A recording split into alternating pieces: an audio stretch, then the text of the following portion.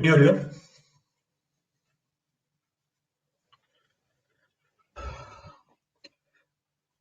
Is audio video clear for all? Audio video clear है सबके लिए?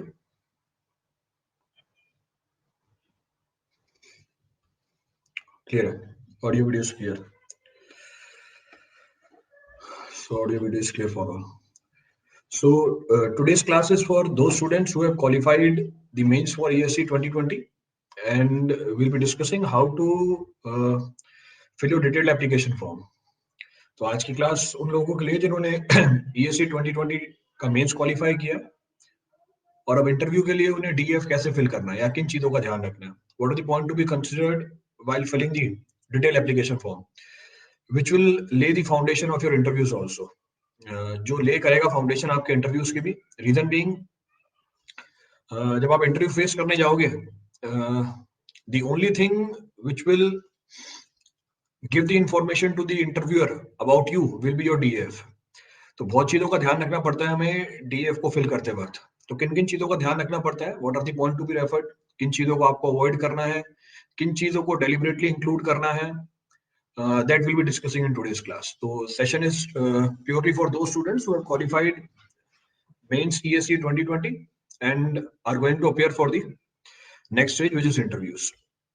So आपकी विंडो ओपन हो गई है. The window for filling the DF is opened from 24th and is up to 5th of Jan.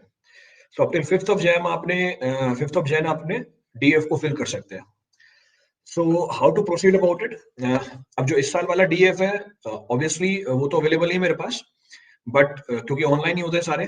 पहले offline होते थे तो हार्ड कॉपीज होती थी, बट अब सारा ऑनलाइन प्रोविजन है डीएफ को फिल करने का. I have one copy of DF of 2019. तो एक कॉपी मेरे पास 2019 की है और सारी चीजें सेम मिलेंगी आपको. तो most of the things will be same. अगर किसी ने इस साल वाला डीएफ भरा है और उसमें कोई वेरिएशन है तो वो मुझे आप पॉइंट करके बता देना that this is the variation in this year's DF. That also we'll discuss. तो एक वेरिएशन तो क्लियर है कि लास्ट ईयर के डीएफ में और इस साल के डीएफ में आपको जो डिपार्टमेंट्स मिलेंगे वो डिफरेंट मिलेंगे. तो डिपार्टमेंट भी डिफरेंट. लास्ट ईयर में रेलवेज इंक्लूडेड था और सेंट्रल वाटर कमीशन नहीं था. इस ईयर में रेलवेज के 2 डिपार्टमेंट रिमूव हो गए, पर 2 और एडिशनल डिपार्टमेंट भी आ गए यहाँ पे. तो बस वो डिपार्टमेंट की जो लिस्ट है वो चेंज हो गई है.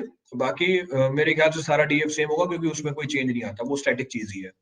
पर उसके अलावा भी अगर इस साल वाले डीएफ में अगर आपको कोई चेंज मिलता है जिन्होंने भरा है फॉर्म, तो वो बीच में मेरे को बता देना कि ये चेंज है या इसमें कैसे हमें प्रोसीड करना चाहिए. So will continue the discussion. हम लोग को डीएफ भरने का कभी मौका मिलेगा नहीं. तुम भाई क्यों मेंस नहीं क्लियर किया क्या? ये क्लास उन्हीं के लिए है जिन्होंने मेंस क्लियर कर रखा है.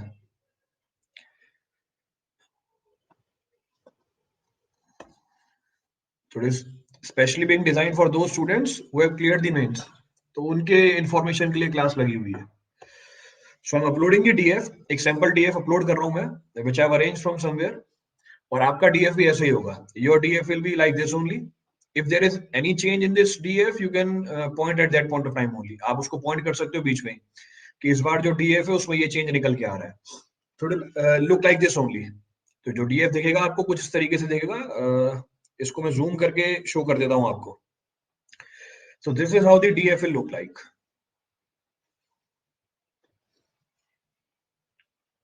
और अगर किसी के पास अभी लेटेस्ट डीएफ है 2020 का तो वो भी मेरे को शेयर कर देना, वो भी मैं बाकी लोगों को दिखा दूंगा कि इस बार वाले में क्या चेंज निकल के आ रहा है.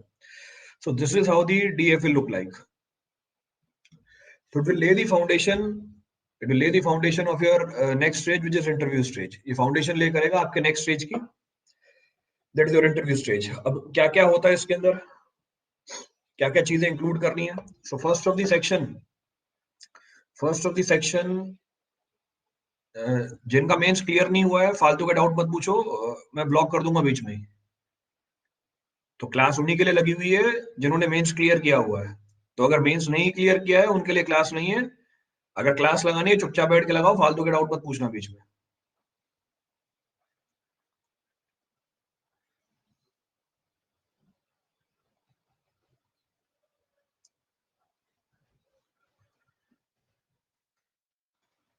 चलिए, so will continue with the class. Continue करते हैं क्लास को। The first of the section of your DF will require your basic information. जो पहला सेक्शन होगा आपके डीएफ का, it will require your basic information. तो आपके जो बेसिक क्रेडेंशियल्स हैं वो आपको डीएफ में फिल करने पड़ेंगे।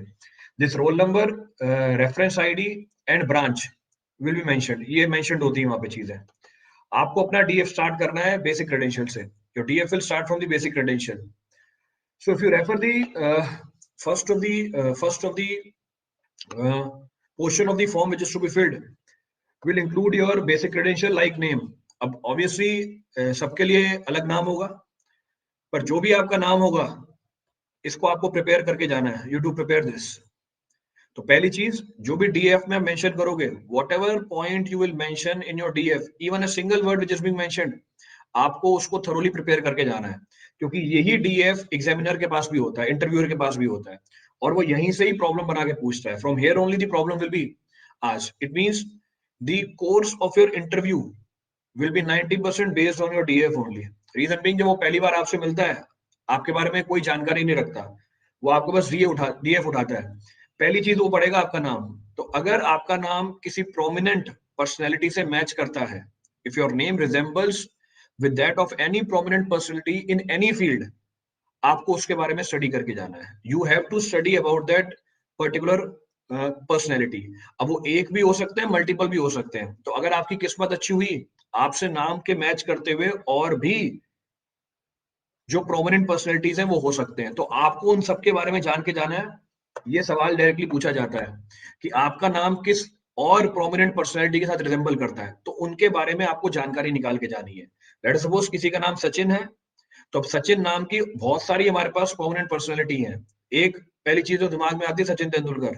तो आपको सचिन तेंदुलकर की पूरी कहानी पढ़ के जानी है कि सचिन तेंदुलकर बचपन से लेके अभी तक जो भी उसने अचीव किया है, किस फील्ड में अचीव किया, तो उसके बारे में आपको नॉलेज होनी चाहिए। अगर आपके नाम की एक प्रोमिनेंट पर्सनैलिटी है जो सबको पता है, आपको ढूंढ के जाना है क्या किसी और फील्ड में उसी भी नाम की कोई प्रोमिनेंट पर्सनैलिटी है। तो सबसे अच्छा तरीका होता है इसका गूगल करने का। Simply put your name in Google bar. Google bar में अपना नाम पुट करो। आपके नाम से रिजेंबल रखते हुए 10 नाम निकल के आ जाएंगे। उन टॉप 10 नामों के बारे में पढ़ के चले जाओ। तो अगर वो आपसे एक नाम के बारे में एक्सपेक्ट करता है आंसर, आप उसको 5 नाम बताना वहां पे। इससे ये पता चलता है कि आपने अपना होमवर्क किया हुआ है। Means you are familiar about that. तो आपका नाम जो सबसे पहली चीज आएगी, उसके बारे में आपको सारी जानकारी निकालनी है।